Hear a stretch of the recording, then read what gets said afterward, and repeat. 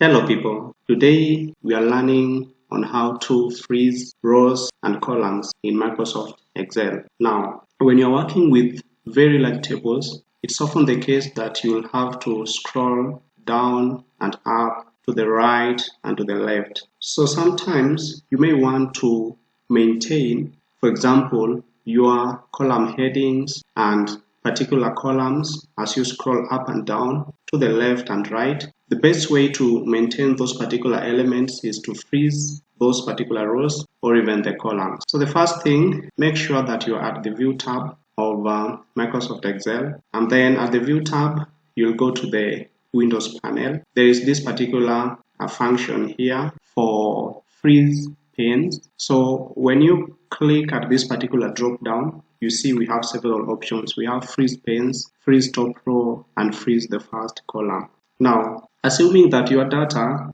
was beginning right here, the part which I've highlighted. So if you go ahead and maybe, let's say we delete that particular portion. So if you want to freeze this particular row so that we maintain our column headings, then what you do is that you simply come to the View tab, you click on Freeze Panes, then you're able to freeze the top row. So now when you scroll down, you maintain your column headings. Once you've done that, you can just unfreeze. When you unfreeze, as you move up and down, now you won't maintain them. Similarly, you can do that for the columns. Assuming that our data begins at this particular point, so we can just go ahead and delete this particular portion. We can also go ahead and freeze the first column. So when we freeze the first column, then it means that we can now move to the right, and when we move to the right, we're able to maintain the column for the CEO, and we can map it with the various elements. For example, the CEO and the targeted population, or the CEO and the percentage change,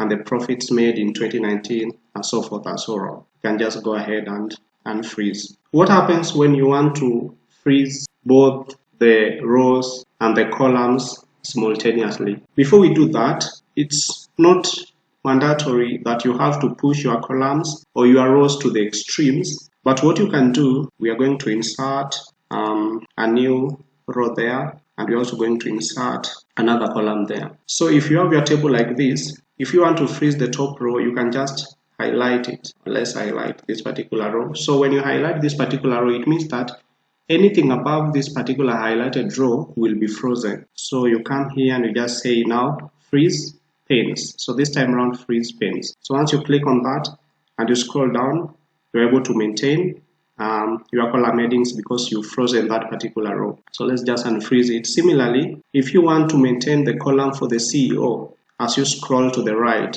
or let's say you even want to maintain the two columns for the CEO and the company as you scroll to the right, then you just come to this particular column for profit in 2018, so much so that whatever is to the left will be maintained as you scroll to the right. So you just highlight that column, then you click on freeze panes. So now when you move to the right, you see that we have frozen the first two columns on the CEO and the company, and we are now able to map the CEO, company, as well as the other elements such as the targeted population. So what happens when you want to freeze both the rows and the columns simultaneously? Let's say, for example, that you'd want to maintain the column headings by freezing the first row that we have for this particular table. Also, we would want to freeze the first two columns so that as we scroll to the right, we also maintain the CEO and the company. So what you do, you realize that we'd want to make sure that this particular row is frozen, but we'll also want to make sure that this particular two columns are also frozen. So how do you go about it?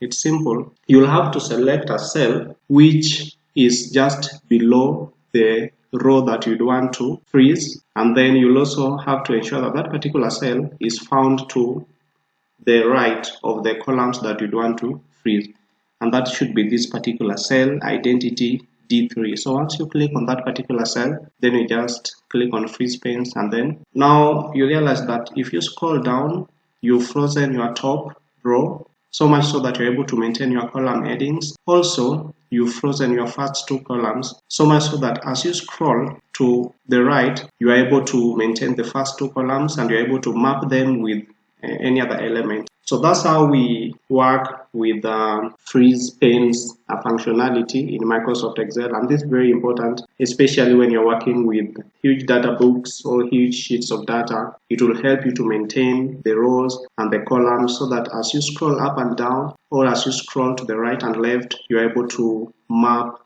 the given elements with the other elements that maybe you are looking for. Thank you so much for joining. I hope that you have learned and enjoyed as I have done.